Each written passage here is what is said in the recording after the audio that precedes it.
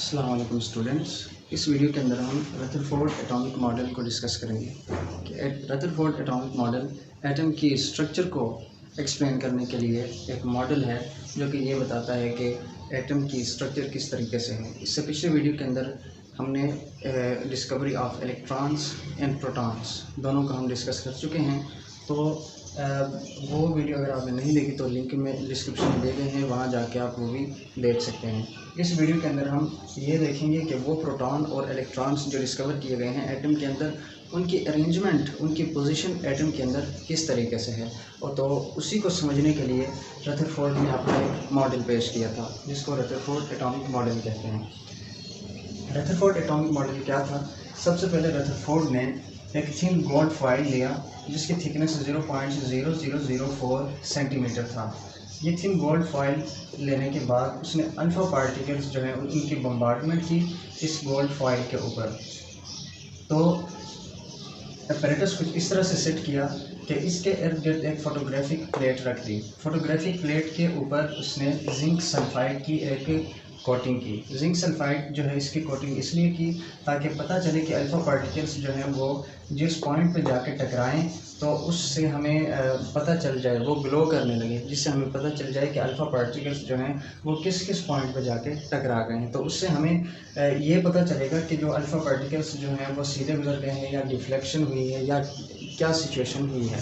तो ये पता लगाने के लिए जिंक सल्फाइड की एक कोटिंग की गई फोटोग्राफिक प्लेट के ऊपर। सो तीन मेन चीज़ें थी, अल्फ़ा पार्टिकल्स ली, गोल्ड फॉइल लिया और एक फोटोग्राफिक प्लेट रख दी। ये अपैरेटस सेट करने के बाद उसने अल्फ़ा पार्टिकल्स जो है इनकी बम्बार्डमेंट की गोल्ड फॉइल के ऊपर।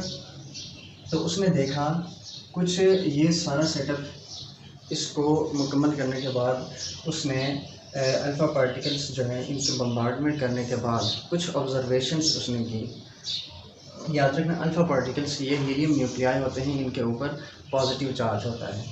सो उसने देखा कि ज़्यादातर जो अल्फ़ा पार्टिकल्स थे वो इस गोल्ड फॉइल के अंदर से सीधे गुजर रहे हैं। जैसे कि आप यहाँ पे देख सकते हैं, ज़्यादातर जो पार्टिकल्स हैं वो सीधे गुजर रहे हैं।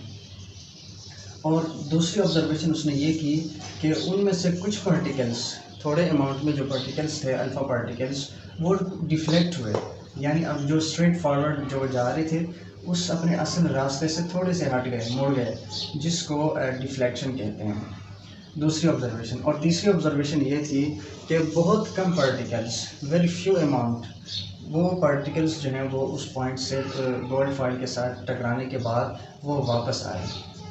ये तीन ऑब्जर्वेशंस उसने की। इन ऑब्जर्वेशंस के ऊपर अब उसने जो कंक्लूजन्स निकाली कि इसका क्या मतलब है, जो ज़्यादा पार्टिकल्स जो गुजर गए हैं इसका क्या मतलब है, जो डिफ्लेक्शन हुई है ये क्यों हुई है, और जो रीबाउंस हुए हैं जो पार्टिकल्स वो किस वजह से हुई हैं। इसके इन ऑब्जर्वेशंस की बेस पे उसने कुछ कंक्लूजन्स निकाली जिनको हम यहाँ पे बारी बारी देखते हैं। सबसे पहली कंक्लूजन उसने ये निकाली कि ज़्यादातर स्पेस जो है एटम के अंदर वो एम्प्टी है।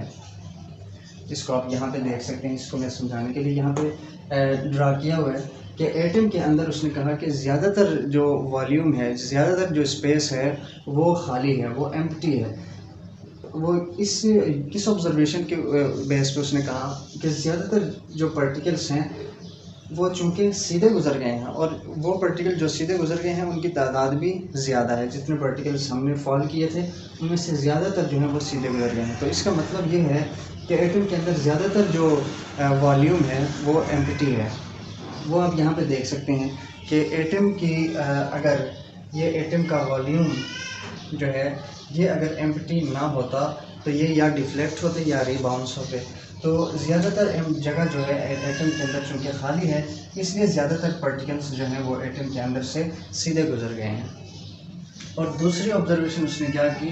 दूसरे ऑब्जर्वेशन के मुताबिक एटम हैज़ पॉजिटिव सेंटर। कुछ पार्टिकल्स उसने देखा कि यहाँ पे डिफ्लेक्ट हो चुके हैं, इस गोल्ड फॉइल के साथ टकराने के बाद वो डिफ्लेक्शन शो की उन्होंने।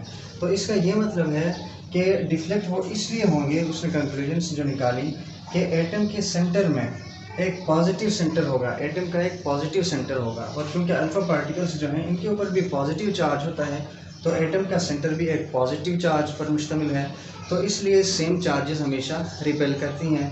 तो एटम के सेंटर में उसने कंक्लूजन निकाली कि कोई ना कोई पॉजिटिव चार्ज है जिसकी वजह से जो अल्फ़ा पार्टिकल्स जो हैं वो डिफ्लेक्ट हुए, यानी उस चार्ज ने अल्फ़ा पार्टिकल्स जो हैं इनको रिबेल किया, जिसकी वजह से वो अपने स्ट्रेट फॉरवर्ड जो रास्ता था उससे थोड़ी सी डिफ्लेक्शन उन्होंने शो की।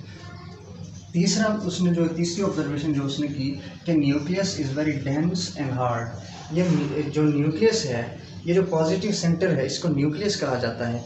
ये जो न्यूक्लियस है ये बहुत ज़्यादा हार्ड है और डेंस है। ये किस ऑब्जर्वेशन की बेस पे उसने कहा कि बहुत थोड़े अमाउंट में जो पार्टिकल्स हैं वो रीबाउंस हुए हैं, वापस आ गए हैं। तो इसका मतलब ये है कि एटम का जो पॉजिटिव सेंटर है वो बहुत ज़्यादा, जिसको न्यूक्लियस कहा जाता है, वो बहुत ज़्यादा डेंस है और हार्ड है।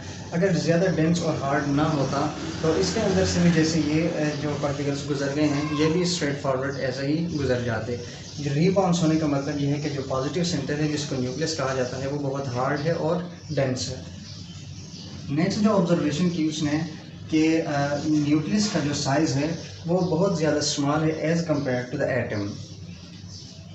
किस कंक्लूजन की बेस पे उसने कहा कि जो वापस रीबाउंस हुए हैं, जो पार्टिकल्स अल्फ़ा पार्टिकल्स जो रीबाउंस हुए हैं वो बहुत ज़्यादा वो थोड़े अमाउंट में ऐसे पार्टिकल्स हैं जो कि रीबाउंस हुए हैं।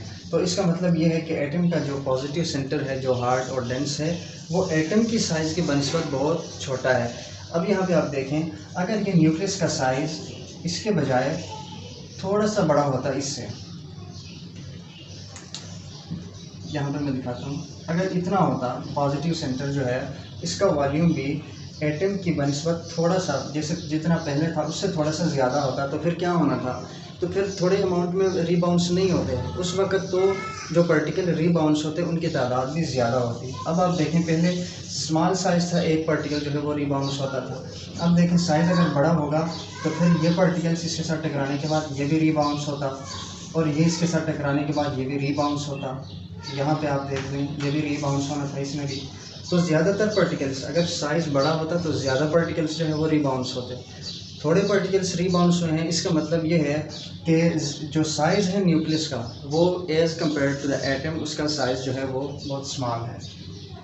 नेक्स्ट जो ऑब्जर्वेशन थी वो क्या थी कि electrons revolve around the nucleus. Next जो उसने ऑब्जर्वेशन की, अपना जो ऑब्जर्वेशन उसने पेश की, जो कंक्लूजन उसने पेश की, उसने ये कहा कि इलेक्ट्रॉन्स जो हैं वो रिवॉल्व करते हैं अराउंड द न्यूक्लियस, न्यूक्लियस के गिर्द जो है इलेक्ट्रॉन्स रिवॉल्व करते हैं। यानी ये उसने वो पोजीशन बता दी इलेक्ट्रॉन्स और प्रोटॉन की एटम के अंदर, और इसी के ऊपर बाद में जाके जो है ऑब्जेक्शंस आई, इसके यही उसका डिफेक्ट साबित हुआ, और इसी को हम बाद में जाके देखते हैं। और उसके बाद जो 6 पॉइंट था जो कंक्लूजन उसने निकाली, उसने कहा कि atom as a whole atom जो है वो न्यूट्रल होता है। यानी उसमें इलेक्ट्रॉन्स न्यूट्रल होने का मतलब ये है कि इलेक्ट्रॉन्स और प्रोटॉन्स की तादाद एक एटम के अंदर वो बराबर हो जाती है, यानी पॉजिटिव और नेगेटिव, इलेक्ट्रॉन के ऊपर नेगेटिव चार्ज और प्रोटॉन के ऊपर पॉजिटिव चार्ज। तो एज ए होल जो एटम है उनकी तादाद चूँकि बराबर होती है प्रोटॉन और इलेक्ट्रॉन की, इसलिए एज ए होल एटम के ऊपर कोई चार्ज नहीं होता। न्यूट्रल होने का ये मतलब है। जो 7th कंक्लूजन उसने निकाली, 7th कंक्लूजन ये था कि तमाम फंडामेंटल पार्टिकल्स एक्सेप्ट इलेक्ट्रॉन्स, यानी इलेक्ट्रॉन के अलावा जितने भी एटम के अंदर फंडामेंटल पार्टिकल्स हैं, न्यूट्रॉन्स हैं वो या प्रोटॉन्स हैं, वो तमाम पार्टिकल्स जो हैं वो न्यूक्लियस के अंदर प्रेजेंट होते हैं। ये उसका कंक्लूजन था और उनको हम न्यूक्लियॉन्स कहेंगे। ये उनके 7 जो हैं कंक्लूजन्स थी, जो कि एक्सपेरिमेंट करने के बाद उसने जो ऑब्जर्वेशंस जो उसने देखा उन ऑब्जर्वेशन की बेस पे उसने ये कंक्लूजन्स निकाले। अब इसके बाद हम इसी रदरफोर्ड एटॉमिक मॉडल जो है इसके कुछ डिफेक्ट्स हम देख लेते हैं। सबसे पहले electrons should fall into the nucleus. सबसे पहला डिफेक्ट इसका ये था कि रदरफोर्ड ने कहा था कि इलेक्ट्रॉन्स जो हैं रिवॉल्व करते हैं अराउंड द न्यूक्लियस।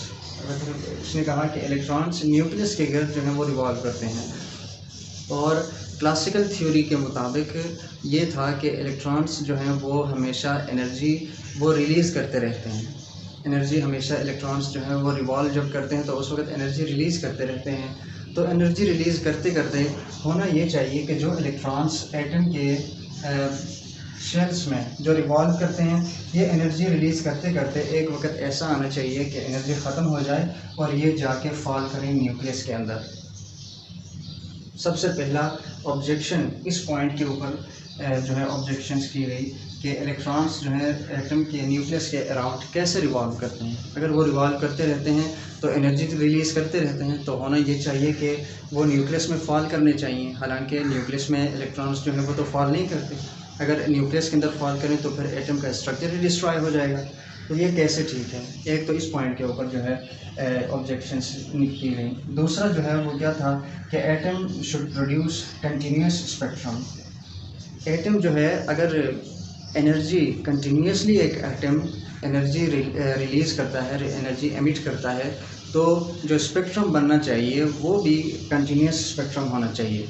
जबकि एटम को जब देखा गया कि एटम लाइन स्पेक्ट्रम जो है वो प्रोड्यूस करता था, कंटिन्यूस स्पेक्ट्रम प्रोड्यूस नहीं करता था। तो फिर दूसरा ऑब्जेक्शन ये था कि एटम जो है उसको कंटिन्यूस स्पेक्ट्रम प्रोड्यूस करना चाहिए, क्योंकि इलेक्ट्रॉन्स जो हैं वो कंटिन्यूसली एनर्जी एमिट करते हैं, यानी एटम जो है कंटिन्यूसली एनर्जी एमिट करती है, जिससे जो स्पेक्ट्रम बनता है वो कंटिन्यूस होना चाहिए।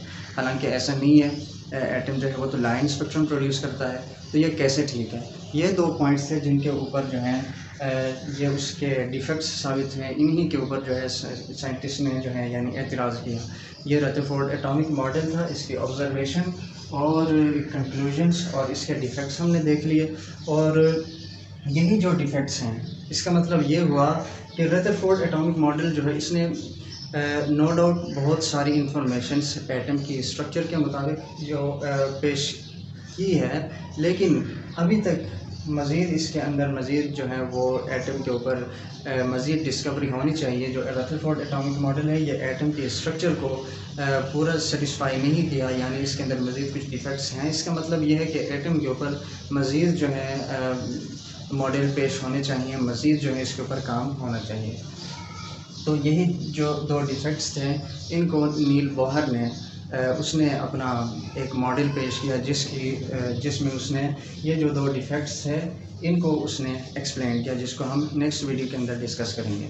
तो उम्मीद है ये वीडियो तो आपको समझ आ चुकी होगी। वीडियो अगर पसंद आए इसको लाइक करें, शेयर करें, कमेंट करें। इस चैनल पर अगर नए हैं तो चैनल को सब्सक्राइब करके बेल आइकन को प्रेस करें ताकि हमारी हर नए आने वाली वीडियो आप तक पहुँच सके। मिलते हैं नेक्स्ट वीडियो में, तब तक के लिए अल्लाह हाफ़िज़।